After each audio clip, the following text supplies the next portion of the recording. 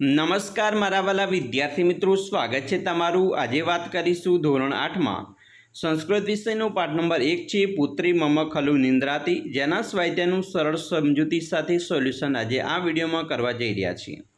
ચાલો વિદ્યાર્થી મિત્રો, વિડીયોની શરૂઆત કરીએ। તેના પહેલાં તમે ખાસ ચેનલમાં નવા છો તો ચેનલને મિત્રો અવશ્ય સબસ્ક્રાઇબ કરી વિડીયોને લાઇક અને શેર કરવાનું પણ ન ભૂલતા। મિત્રો, પાઠ નંબર 1 પુત્રી મમ ખલુ નિંદ્રાતી, જેમાં સ્વાધ્યાયની વાત કરીશું। પ્રશ્ન 1 છે, નીચેના શબ્દોનું શુદ્ધ ઉચ્ચારણ કરો। અહીંયા મિત્રો જે શબ્દો આપેલા છે તેનું આપણે શુદ્ધ ઉચ્ચારણ આ રીતે તમે કરી શકો છો।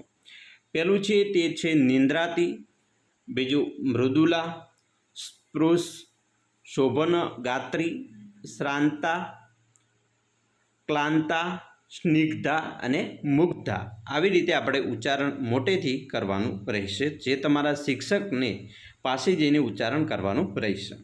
પ્રશ્ન 2 છે મિત્રો, નીચેના પ્રશ્નોના જવાબ આપવાના છે। જેમાં પ્રશ્ન 1 છે પુત્રી કી કરોતી, તો જવાબ આવશે પુત્રી નિંદ્રાતી। બીજું, કર્કશ કંઠ કસ્ય અસ્તિ, તો જવાબ આવશે વાયસ્ય કાકસ્ય કંઠ કર્કશ અસ્તિ।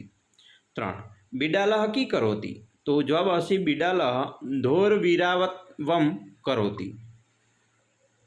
4, ભીભૌ ક વદતી, તો જવાબ આવશે વરાકઃ શુનકઃ કુકુરઃ ભૌભૌ કરોતી।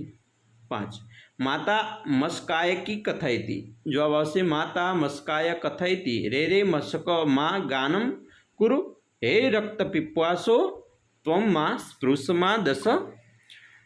એના પછી મિત્રો યોગ્ય જોડકા જોડવાના હોય તો આપણે જવાબ જોઈશું ડાયરેક્ટ। વાયસઃ તો કર્કશ કંઠ, બિડાલહ મ્યાઉ મ્યાઉ, શુનક વરાકઃ ભૌ ભૌ ને પુત્રી નિંદ્રાતી। આવી રીતે તમારે ડાયરેક્ટ જવાબ તમે લખી શકો છો।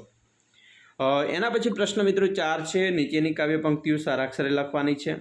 તો અહીંયા જે 4 પંક્તિઓ છે એ તમારે સારાક્ષરે લખવાની રહેશે, જે તમારા આવનારી પરીક્ષામાં મિત્રો તમને બેઠે બેઠા આ રીતે સારાક્ષરે લખવાની પંક્તિઓ આપવામાં આવશે, જેના 5 ગુણ હોય છે।